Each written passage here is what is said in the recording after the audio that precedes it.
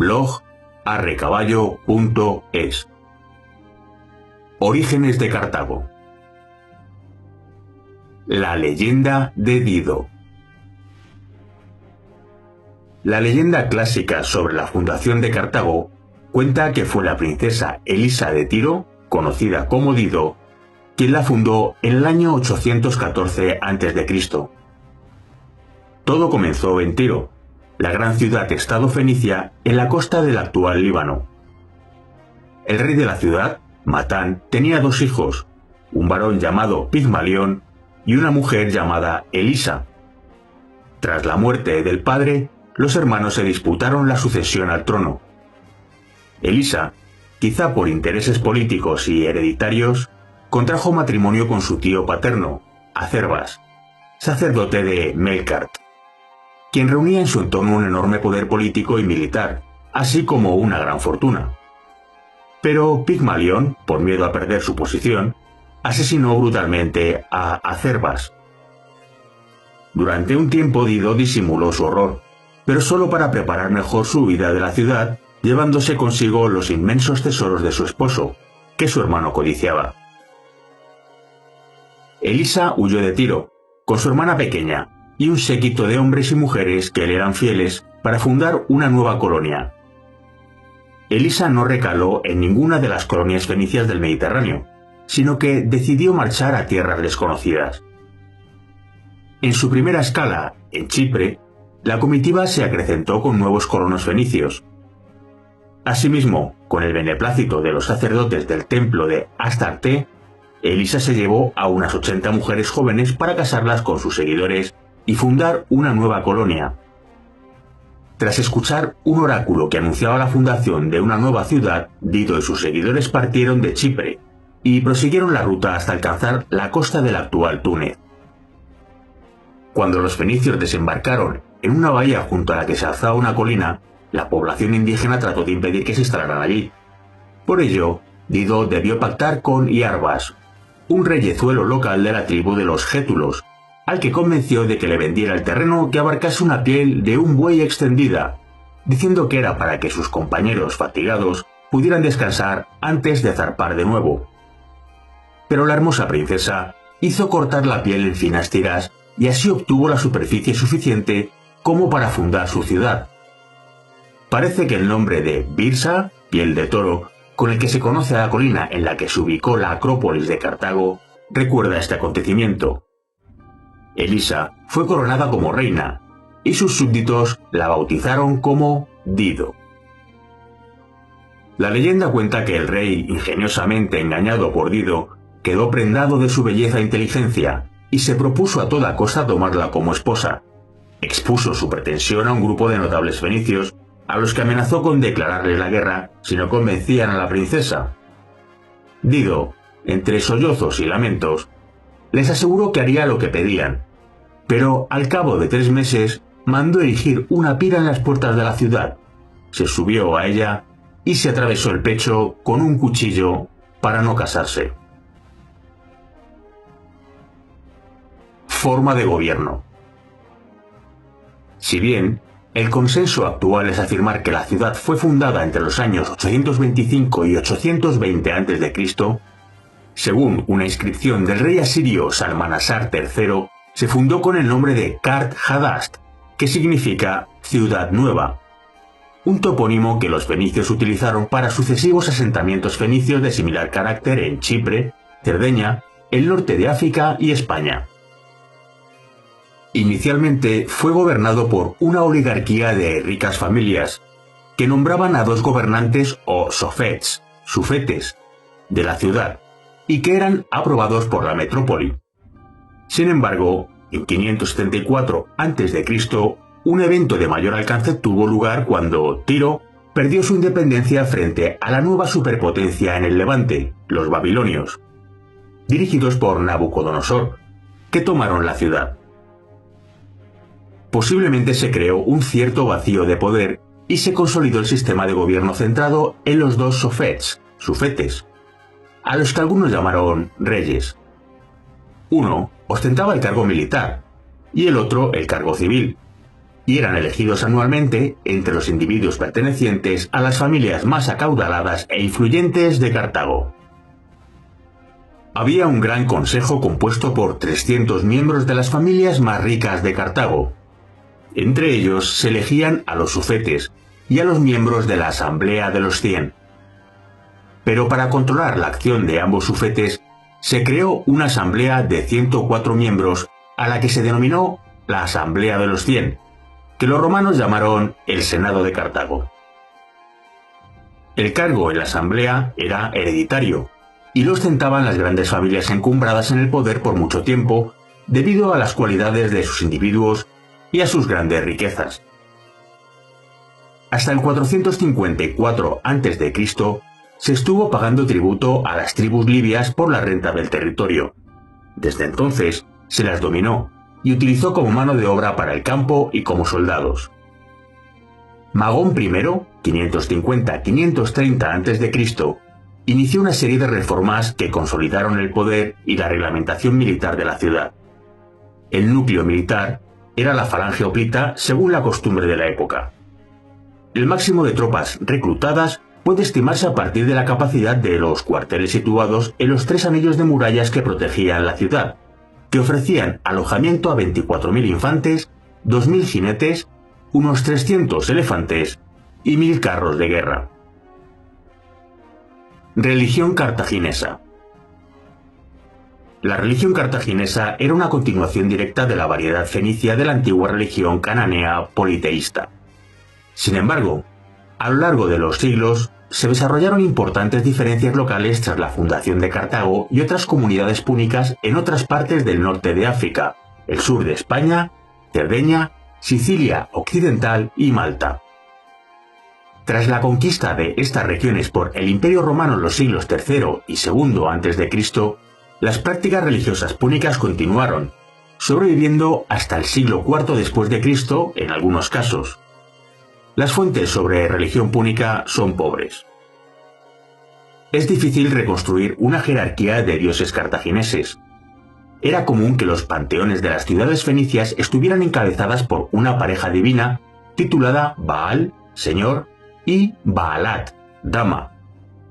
En Cartago, esta pareja divina parece haber estado formada por el dios Baal Jamón, equivalente a Zeus, y la diosa Tanit, equivalente a Hera, que aparecen con frecuencia en las inscripciones de Tofet, de Salambó, con el que parecen haber estado especialmente asociados. Desde el siglo V a.C., Tanit comienza a ser mencionada antes de Baal Jamón, un símbolo antropomórfico, compuesto por una cabeza circular, brazos horizontales y un cuerpo triangular que se encuentra con frecuencia en las estelas cartaginesas. Es conocido por los estudiosos modernos como el signo de Tanit, pero no está claro si los propios cartagineses lo asociaron con Tanit. Los dioses Esmun, equivalente a Esculapio, y Melkart, equivalente a Heracles, también tenían sus propios templos en Cartago.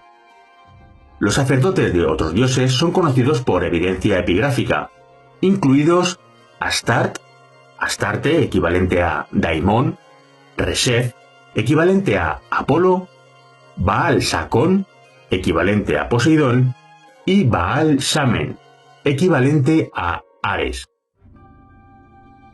Los sacerdotes, al igual que los romanos, realizaban sacrificios, incluso hacían sacrificios humanos en casos extremos. Los romanos sacrificaron galos después de la batalla de Cannas. Hay un debate sobre si sacrificaron niños. Niños y niñas que apenas contaban unas semanas de vida fueron encontrados en los tofets, zonas sagradas donde se enterraban a niños.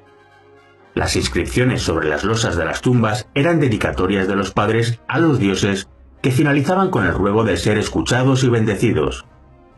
Hay que tener en cuenta el elevado nivel de mortalidad que había entre los niños.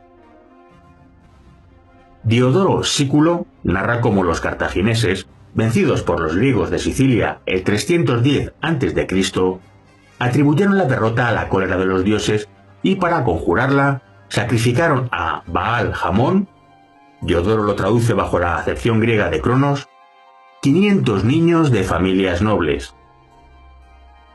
Entre los pecados que, según los cartagineses, habían despertado la cólera de Baal y el abandono de sus favores con la consiguiente derrota del 310 a.C., Diodoro señala el que los aristócratas habían dejado de sacrificar a sus propios hijos sustituyéndolos por jóvenes esclavos. Aún admitiendo como verídico el suceso del rito propiciatorio, cabría, tal vez, poder aducir exageración en la cifra de los inmolados. 500 niños sacrificados en una misma ceremonia parece demasiado. El episodio suscitó el escándalo entre los historiadores clásicos que reiteradamente hacen alusión a él como arma ideológica arrojadiza en contra de sus adversarios púnicos. Puertos de Cartago. La ciudad de Cartago poseía dos grandes puertos, el comercial y el militar, que le permitieron dominar militar y comercialmente el Mediterráneo occidental.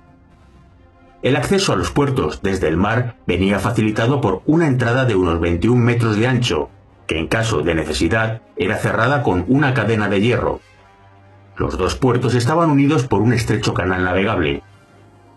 Fueron construidos artificialmente, en lo que fue una gran obra de ingeniería, admirados y envidiados, y siendo los más famosos de la antigüedad. El puerto civil era de forma rectangular. Allí fondeaban las naves comerciales que en su mayoría importaban garum, trigo, púrpura, marfil, oro, estaño y esclavos de las factorías, de las colonias y de las explotaciones agrícolas creadas en numerosos enclaves costeros a lo largo del Mediterráneo. Las exportaciones a otras ciudades, colonias o pueblos costeros nativos de las costas del Mediterráneo occidental fueron mercancías manufacturadas, vidrios, cerámicas, objetos de bronce o hierro y tejidos de púrpura.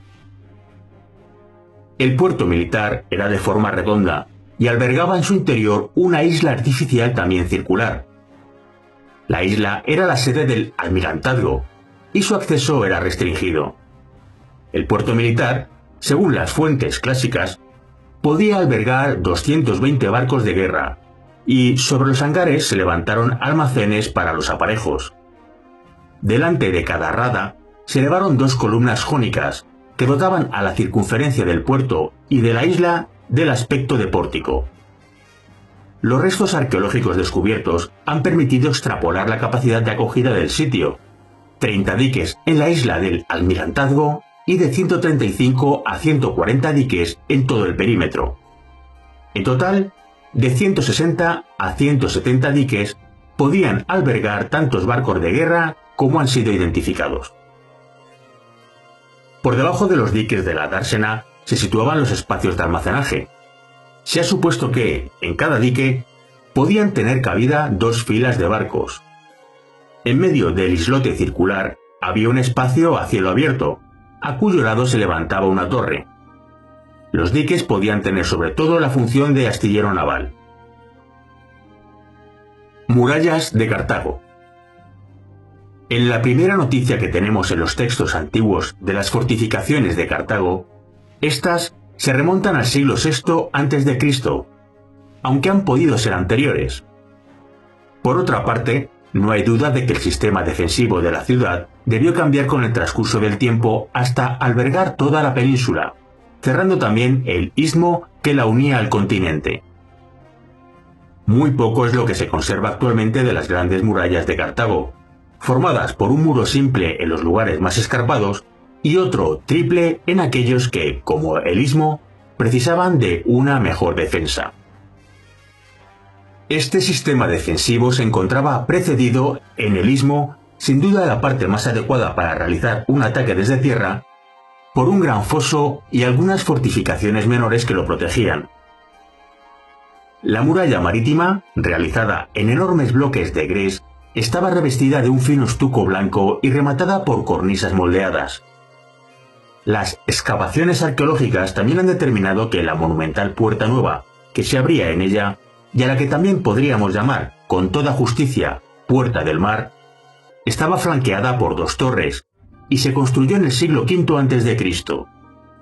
Más tarde, a finales del III a.C., desaparecerá, cerrándose todo el muro, al mismo tiempo que el espacio libre entre las últimas casas del barrio del siglo V a.C. y la muralla meridional es ahora ocupado por una retícula compacta de viviendas de planta más amplia que las precedentes y centradas en torno a holgados peristilos.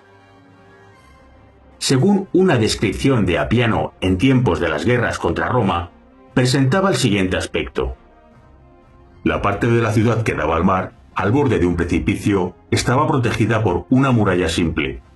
La parte que miraba hacia el sur, hacia el continente, donde estaba la ciudad de Birsa, estaba guarnecida en el istmo por una triple muralla.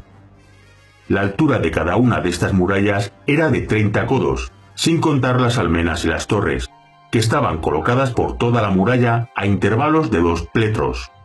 Cada una tenía 4 pisos y su profundidad era de 30 pies. Cada lienzo de muralla estaba dividido en 2 pisos. En la parte inferior, cóncava y estrecha, había establos para 300 elefantes y, a lo largo de ellos, estaban los abrevaderos. Encima había establos con capacidad para 400 caballos y almacenes para el forraje y el grano.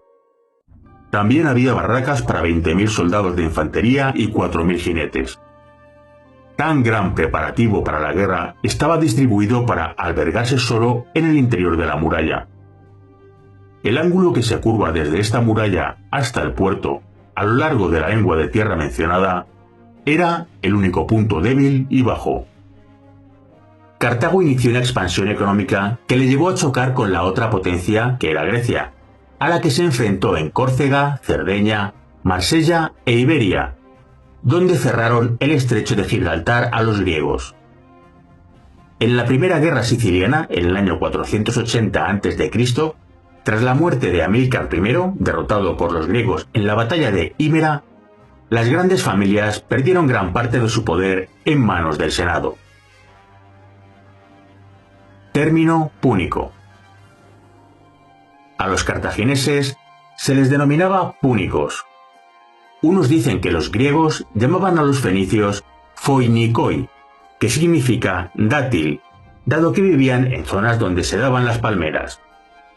Otra versión dice que viene de poinix, que era el término griego de púrpura, debido al desarrollo de este tinte, que solo ellos sabían obtener y que aplicaban a las capas, utensilios militares e incluso las velas de los barcos que los distinguían del rojo de los griegos y romanos.